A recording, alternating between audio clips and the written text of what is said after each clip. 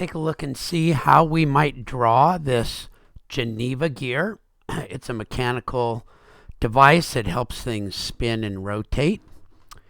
And so the first thing you'll notice is that many of the lines do not have dimensions on them, which means that you have to learn to read this drawing to find out what the dimensions are.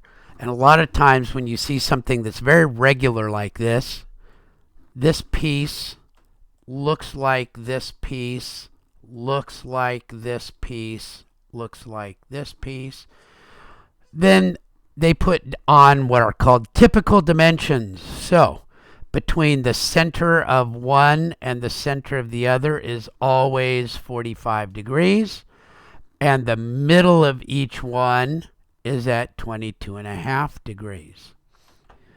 And that this outside diameter, these little pieces up here, since there's a diameter marking on them, you'll see that they're not little straight lines, but they're actually part of a circle. And that these lines here are 1/4 of an inch away from the center. So this one is 1/4 of an inch away, and this one is 1/4 of an inch away. So let me sort of talk about how I might read this and work with it and do the job. The first thing I'm going to do is I'm just going to draw this one.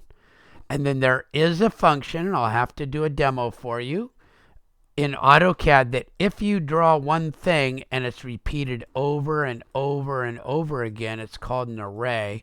So that will be a new little command, but you really just have to draw this right here. Okay, so I'm actually going to circle that in something that I can keep. Let's put it. I'm going to draw that right there. Okay, so the first thing that I'm going to do is I'm going to notice that there is this circle, and that if I were to draw this circle right here from this point to this point, I'd have part of it drawn, and that would sort of set where things are. I'd have a center point, and I'd have a circle that I could work off of. So that's the first thing that I'm going to do, is I'm going to draw a circle.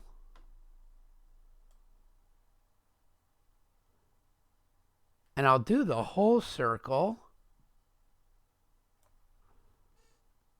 So that would be my step number 1.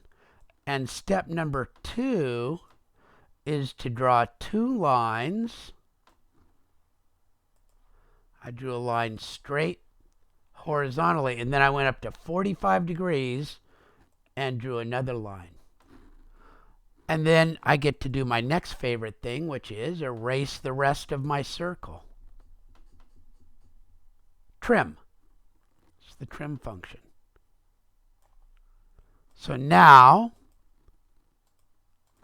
I've got something that looks like this drawn. And I have some lines that are drawn that sort of give me the limits of my little design. Well, now I can start reading new parts.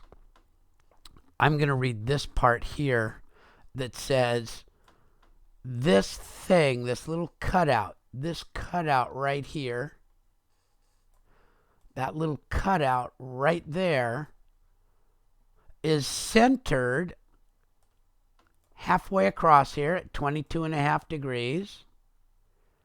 And it's centered 4.228 away, and it's got a radius of 1.328. So if I were to draw a circle, if I were to come out here with a line and draw a circle, then I could trim away this part of the circle and trim away the rest of the circle. And then I would have this, this, and this. Well, then this is an offset offset the line, trim. Wow, this is really coming along.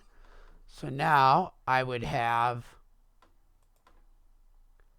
this drawn and something that looks kind of weird like this.